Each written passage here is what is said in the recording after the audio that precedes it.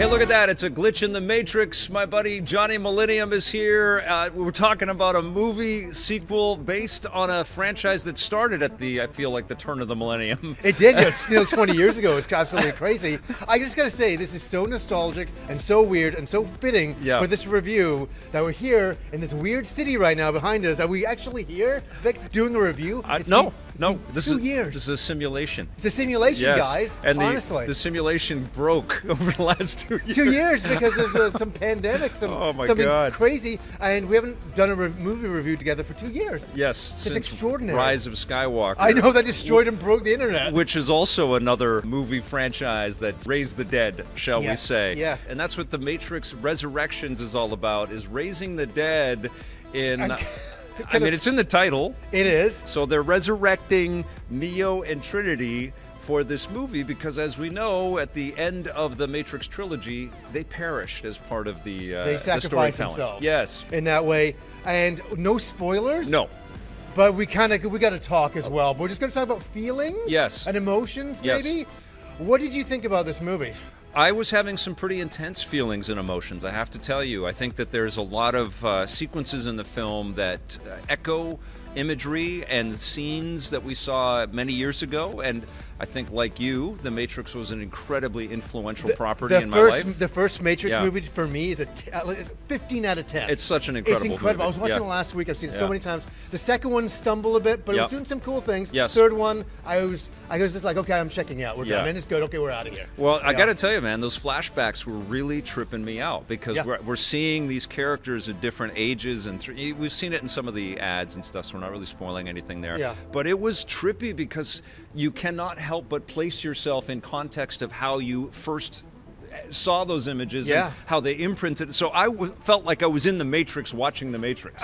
This sounds really weird. For the beginning of the movie, I was actually having anxiety a little bit. It was in weird. my seat. I was feeling really weird because we're not going to spoil anything, but you really don't know what's going on. Right. What is reality? And that's what it's.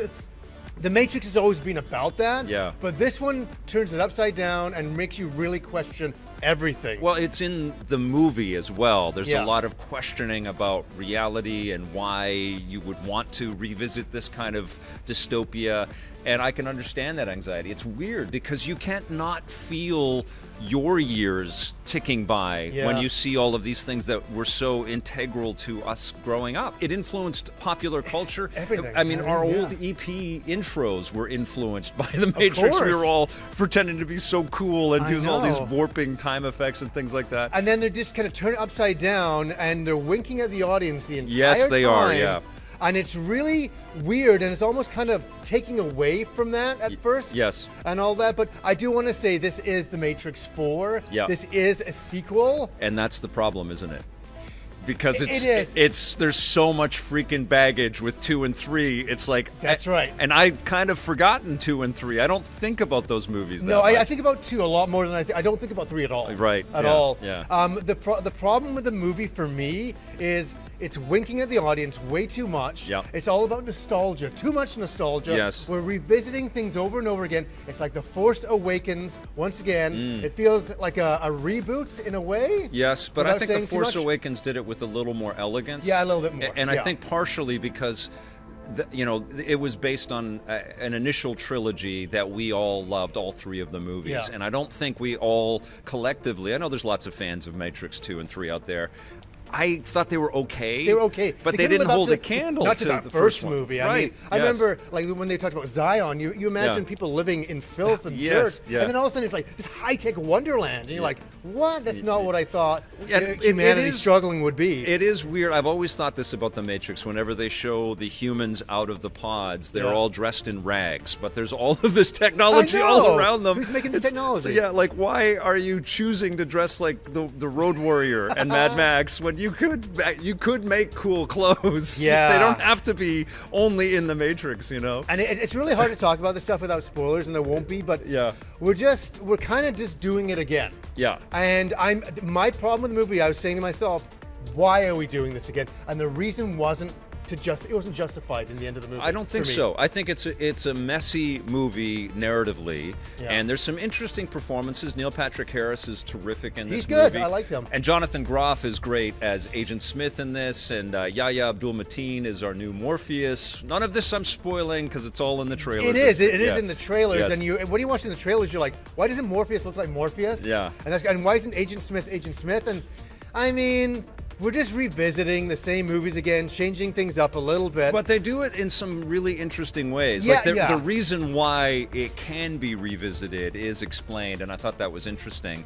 And you know, it is this blending of the physical world and the code world. Well, you did that before, and we're doing it again. I know, but they also talk about the idea that stories are ever persistent and that they stay with us, and I think that's totally true in the case of The Matrix. Yeah, I understand that. For me, it was a trilogy. This movie feels like it didn't need to happen. It's superfluous. It's just doing the same things again. It's just a pure add-on. And it's like, we've already been here. We've done this with these characters. We're revisiting things again just for the pure nostalgia. No. It's winking at us, as I say, again and again and again and again and again and again. And I'm like, it's on a loop. I mean, yeah, it's on a loop. And I agree with you on the back half of the film. Yeah. But I feel like the beginning is strong. It's really strong. Yeah. You had an emotional reaction to it. I had an emotional reaction to it, and there's an intellectual reaction to it. There's value in that opening bit. But it's not too intelligent. That's the problem. No. The beginning throws a lot of big ideas at you. Yeah. And I remember you sitting in your seat going, "Oh my God, this is like it's intense to take in." Yeah. And then all of a sudden you realize it's not that smart, it's not that witty, and it's not that in depth, philosophical wise. And it's very superficial in a lot of ways. Well, and I think that's the baggage of The Matrix 2 and 3, which tried to unwind and explain what we had witnessed in the first Matrix, which was so groundbreaking and revelatory. Am I crazy? I did lean over to you at one point during the movie, and I said, I'm not stoned enough to appreciate this movie. I know. There's some moments I was tripping out. I'm like, am I in the Matrix?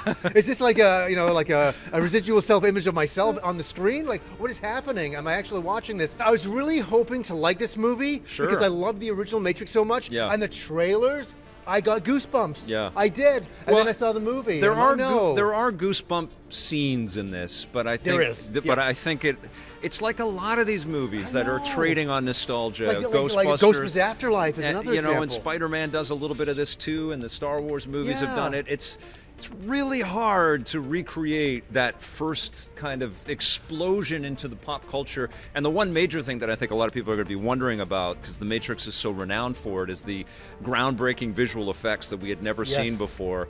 And I don't think there really is that in this movie. No, it's kind of the same. Yeah. And also, speaking of that, the martial arts in the original were so incredible. So incredible and groundbreaking. Let me say, a lot of shakiness going on here. They have a fight sequence on a train, and you can't know what's going on. You can't tell. And the other major thing too is that it's like an escalation on what we've seen before. So we've seen our heroes against a bunch of cops and SWAT team people before. This time it's like, well, let's put 100 more of them in. I know. And it's like, I don't know what the hell is going on. It's just insanity. It's not fun. We're revisiting things, and it's not as good as the original. Yeah. And that's my problem. Yeah. There's nothing brand new brought to the table at all. I will say though, Carrie-Anne Moss and Keanu Reeves kick ass. They are great. They're wonderful. They're great. I think I want to see them in a different Matrix movie than this one. Yes, yeah. I want to see them in a Matrix movie that does new groundbreaking things like the original movie did. You're so right, because if they had done the other side of the world in a completely different way, which they could have. They could have done so many things. could have reimagined it all. I know. And just have tethers to what we have known. But it is, in every sense of the word, a real reflection of what we have seen before. And that's and it just kind of goes to show that nowadays we're running out of fuel, man. We're running on empty. Yeah. We are for like creative ideas. Yeah. I mean, it feels like everything good was in the past, and they don't know what to do now, so they just do a reboot on it and just throw all the nostalgia at you. Yeah. And even I'm done with that now. Yeah. I'm actually worn out of that. I know, because so much of our I mean, like your passion is fueled by what happened in the 80s and 90s Yes. and 70s, and same with me. Like, we got started in all of this, and these are the properties that we love. I know. And like, we both have daughters, and we want to share all of this stuff, but we don't want to just share the same recycled things and images and the ideas and plots. Maybe that's what the point of the movie was. Is that Maybe, yeah. I'm not justifying it for them. I think they were saying some of that in the movie. They were, because I think they were worried that they knew what they were doing, and they were doing nothing new. I can't. It's a travesty how little new stuff they did in this movie. Yeah, we just revisited everything we've done. I think I liked it a little more than you, but I certainly didn't love it. What are you going to give The Matrix Resurrections? Oh my God, I would go for a 7, but you know what? I'm pulled to a 6.5 for me. Yeah, I think I'm going to go at a 7 out of 10.